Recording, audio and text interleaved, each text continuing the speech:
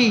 মুসা আলাইহিস সালাম বললেন, হিয়া আসায়া, এটা একটা লাঠি, এই লাঠির উপরে আমি ভর করে দাঁড়াই, এটা দিয়ে আমি পাতা পাড়ি, এই দিয়ে আমি উট ছাগল ভেড়া সংরক্ষণ করি, এছাড়া আরো অনেক কাজ এই লাঠি দিয়ে আমি করে থাকি। আল্লাহ রাব্বুল আলামিন বললেন, মুসা রে, তুমি যেটা বলেছ এটাই সব কথা নয়, ওই লাঠির ভিতরে আর একটা কুদরত আছে যা তুমি জানো না, লাঠিটাকে জমিনের উপরে ছেড়ে দাও।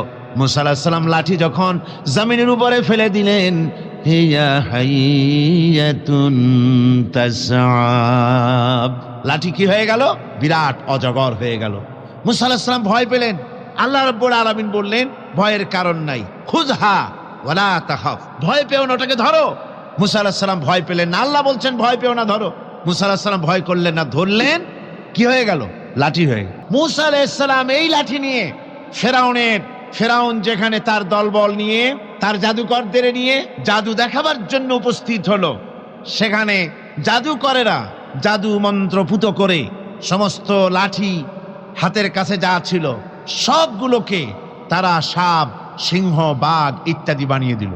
আর এই জাদুমন্ত্রে তৈরি সাপ, বাঘ, সিংহ গিয়ে ঝাঁপিয়ে পড়ল মুসা আলাইহিস সালামের উপরে। মুসা আলাইহিস সালাম ভয় পেয়ে গেলেন।